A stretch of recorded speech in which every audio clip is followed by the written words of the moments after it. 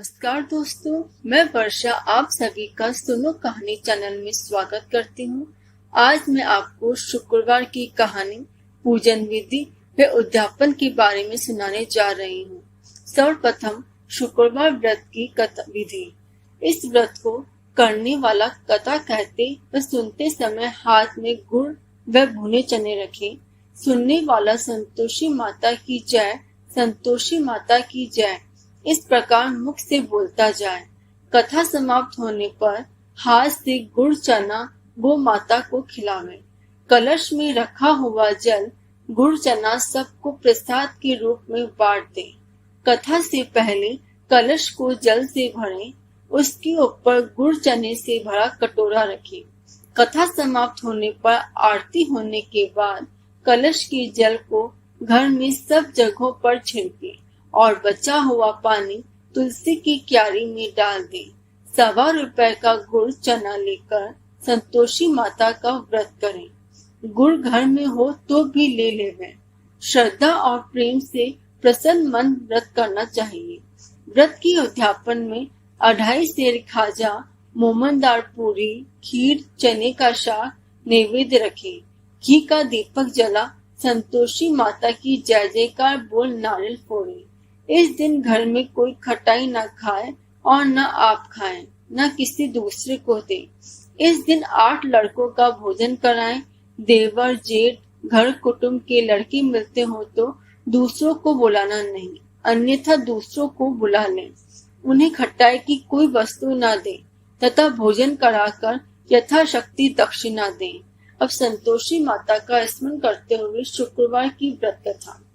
एक बुढ़िया थी, उसकी 7 पुत्र थे। 6 कमाने वाले थे और एक कुछ भी नहीं करता था।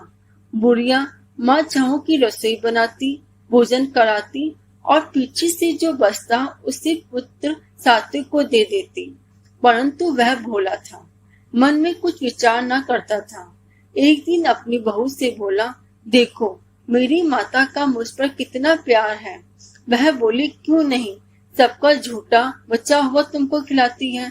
वह बोला, ऐसा कभी नहीं हो सकता, मैं जब तक अपनी आंखों से न देखूं मान नहीं सकता। बहू ने कहा, देख लोगे तब तो मानोगी। कुछ दिन बाद बड़ा त्योहार आया।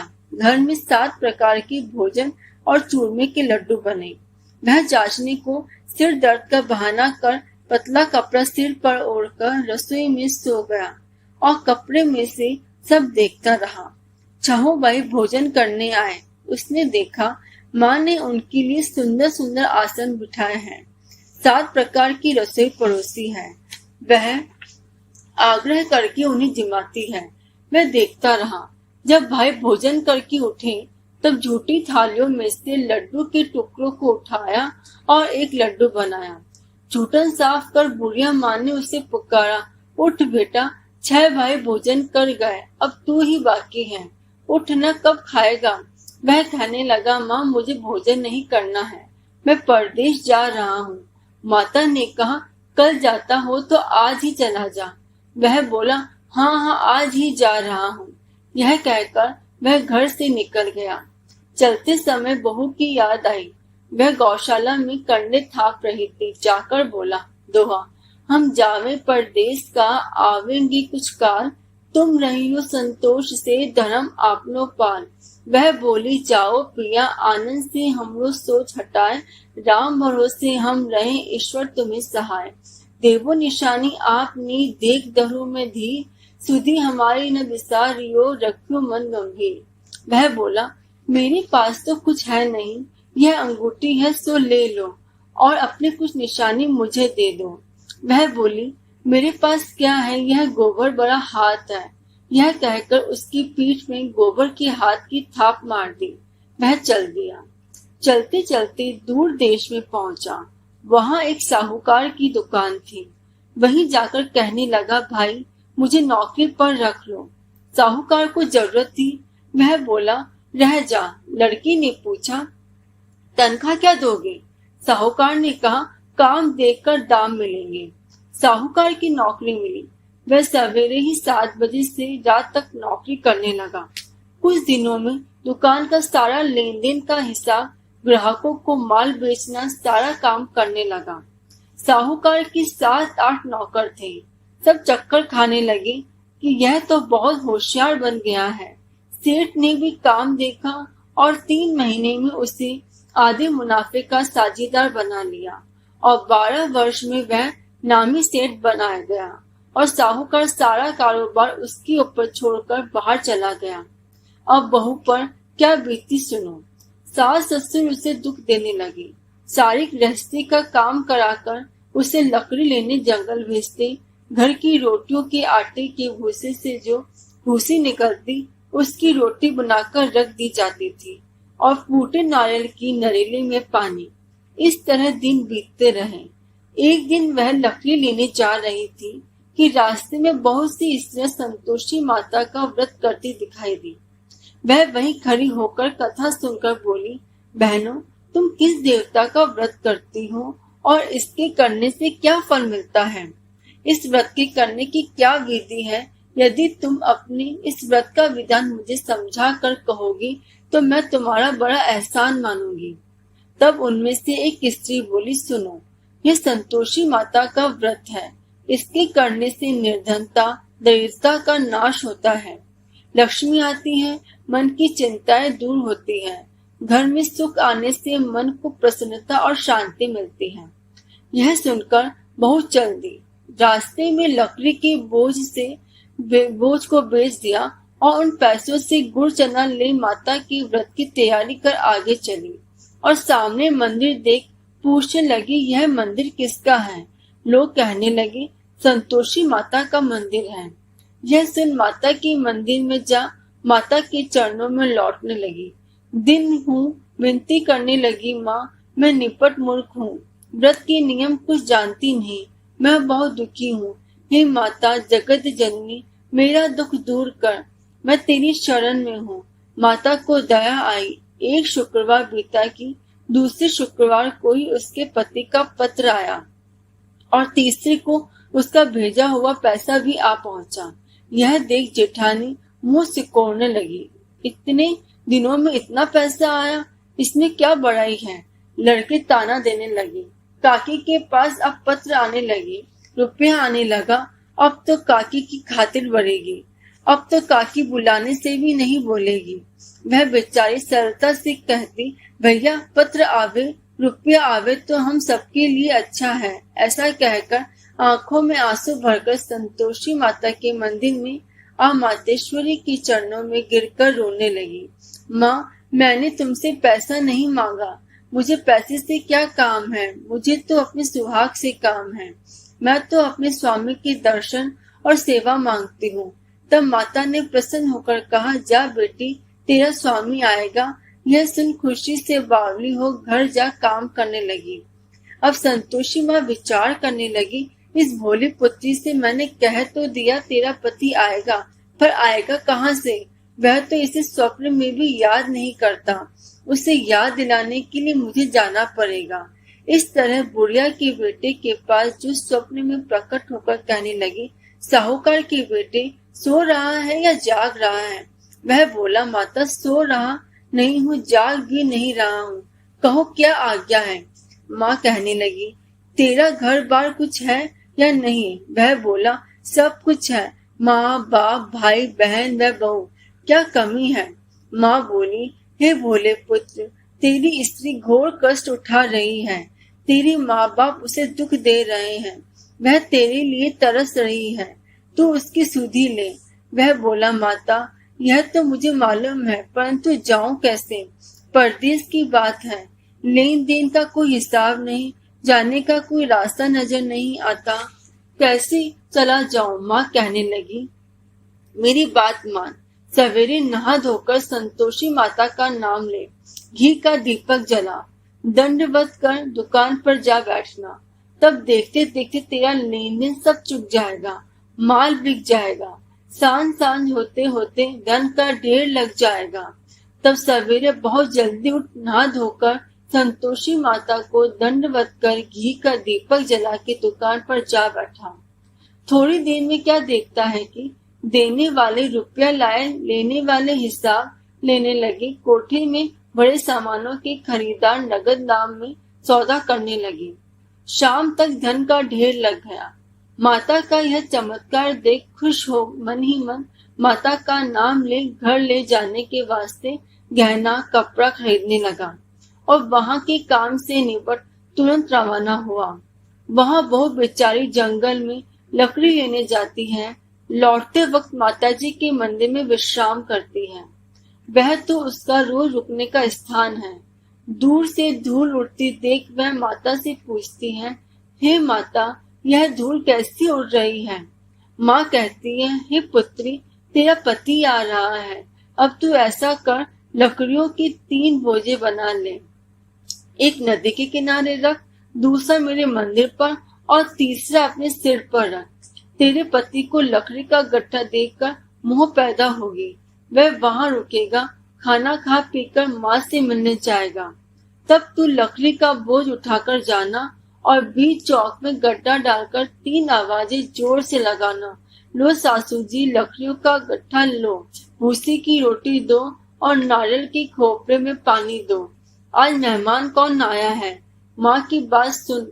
बहुत अच्छा माता, कहकर प्रसन्न हो लकड़ियों के 3 गट्ठे ले आई। एक नदी के तट पर एक माता के मंदिर पर रखा। इतने में ही मुसाफिर वहां आ पहुंचा। सूखी लकड़ी देख उसकी इच्छा हुई कि यही निवास करें और भोजन बनाकर खा पीकर गांव जाए। इस प्रकार भोजन बना विश्राम कर गांव को गया। सबसे प्रेम से मिला। उसी समय बहू सिर पर लकड़ी का गट्ठा लिए आती है। लकड़ी का भारी बोझ आंगन में गिर जोर से 3 आवाजें देती है, लो सासू जी, लकड़ी का गट्ठा लो, भूसी की रोटी दो, नारियल की खोपड़े में पानी दो। आज मेहमान कौन आया है? यह सुनकर उसकी सास अपने दिए हुए कष्टों को भुलाते हुए कहती है, बहू ऐसा क्यों कहती है? तेरा मालिक ही तो आया है। आ बैठ, मीठा भात खा, भोजन कर, कपड़े गहने पहन। इतने में आवाज सुन उसका स्वामी बाहर आता है और अंगूठी देख व्याकुल हो माँ से पूछता है, माँ, यह कौन है? माँ कहती है, बेटा, तेरी बहू है। आज 12 वर्ष हो गए हैं। तू जब से गया है तब से सारे गांव में जानवर की तरह भटकती फिरती है। काम काज घर का कुछ नहीं करती। 4 समय आकर खा जाती है। अब तुझे देखकर भूसी की रोटी और नारियल की खोपड़े में पानी मांगती है। वह लज्जित हो बोला, ठीक है माँ, मैंने इसे भी देखा है और तुम्हें भी देखा है। अब मुझे दूसरे घर की ताली दो, मैं उसमें रहूंगा। तब माँ बोली, ठीक है बेटा, जैसी तेरी मर्जी, कहकर ताली का गुच्छा पटक दिया। उसने ताली लिए दूसरे कमरे में जो तीसरी मंजिल के ऊपर था खोलकर सामान जमाया। एक दिन में ही वहां राजा के महल जैसा ठाट बाट बन गया। अब क्या था, वे दोनों सुख पूर्वक रहने लगे। इतने में अगला शुक्रवार आया। बहू ने अपने पति से कहा कि मुझको माता का उद्यापन करना है। पति बोला, बहुत अच्छा, खुशी से करो।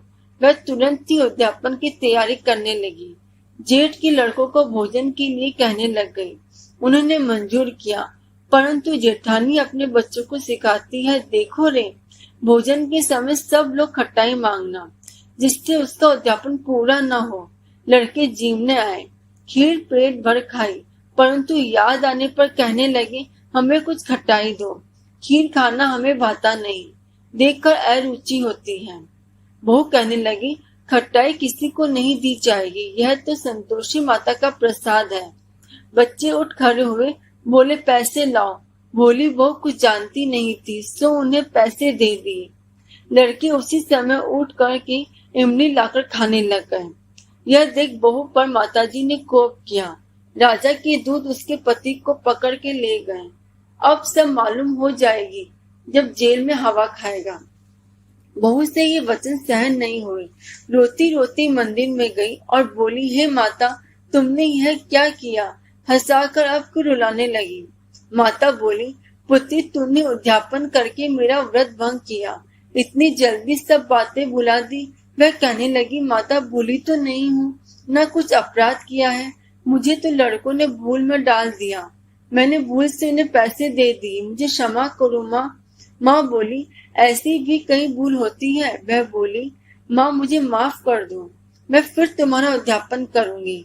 माँ बोली, अब भूल मत करना। वह बोली, अब भूल ना होगी। माँ अब बताओ वे कैसे आएंगे? माँ बोली, जा पुत्री, तेरा पति तुझे रास्ते में ही आता मिलेगा। वह घर को चली।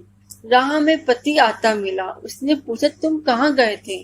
तब वह कहने लगी, इतना धन जो कमाया है उसका कर राजा ने मांगा था, वह भरने गया था। वह प्रसन्न हो बोली, भला हुआ, अब घर को चलो। कुछ दिन बाद फिर शुक्रवार आया। वह बोली, मुझे माता का अध्यापन करना है। पति ने कहा, करो। फिर जेठ की लड़कों से भोजन को कह। जेठानी ने एक दो बात सुनाई और लड़कों को सिखा दिया कि तुम पहले की खटाई मांगने लगना। लड़के भोजन के पहले ही कहने लगे, हमें खीर खाना नहीं भाता, जी बिगड़ता है, कुछ खटाई खाने को दो। वह बोली, खटाई खाने को नहीं मिलेगी, खाना हो तो खाओ। वह ब्राह्मण के लड़कों को लाकर भोजन कराने लगी। यथाशक्ति दक्षिणा की जगह एक एक फल उन्हें दिया। इससे संतोषी माँ प्रसन्न हुई। माता की कृपा होते ही 90 मास उनको चंद्रमा के समान सुंदर पुत्र प्राप्त हुआ। पुत्र को लेकर प्रतिदिन बहू माताजी के मंदिर में जाने लगी। माँ ने सोचा कि वह रोज आती है, आज क्यों न मैं उसके घर चलूं, इसका आसरा देखूं तो सही। यह विचार कर माता ने भयानक रूप बनाया। गुड़ और चने से सना मुख, ऊपर सून के समान होठ, उस पर मक्खियां भिनभिना रही थी। दहलीज में पांव रखते ही उसके साथ चिल्लाई, देखो रे, कुछ चुड़ैल चली आ रही है। लड़कों, इसे भगाओ नहीं तो किसी को खा जाएगी। लड़के डरने लगे और चिल्लाकर खिड़की बंद करने लगे। बहू रोशनदान से देख रही थी। प्रसन्नता से पागल होकर चिल्लाने लगी, आज मेरी माता मेरे घर आई है। यह कहकर बच्चे को दूध पीने से हटा दिया। इतने में सास का क्रोध फूट पड़ा। बोली, कुलछनी, इसे देखकर कैसी उतावली हुई है जो दूध पीते बच्चे को पटक दिया। इतने में माँ के प्रताप से जहाँ देखो वह लड़के की ही लड़की नजर आने लगी। वह बोली, माँ जी, जिनका मैं व्रत करती हूँ ये वह संतोषी माता है। इतना कह झट से सारे घर के किवाड़ खोल दिए। सबने माता के चरण पकड़ लिए और विनती कर कहने लगे, हे माता, हम मूर्ख हैं, पापी हैं, हम अज्ञानी हैं। तुम्हारे व्रत की विधि हम नहीं जान पाए। तुम्हारा व्रत भंग कर हमने बड़ा अपराध किया है। हे माता, आप हमारे अपराध को क्षमा करो। इस प्रकार माता प्रसन्न हुई। माता ने बहू को जैसा फल दिया वैसा माता सबको दे। जो पढ़े उसका मनोरथ पूर्ण हो। बोलो संतोषी माता की जय। आप मेरी कहानी को लाइक और शेयर जरूर करें और ऐसे ही आध्यात्मिक कहानी सुनने के लिए मेरे चैनल को सब्सक्राइब करें। धन्यवाद।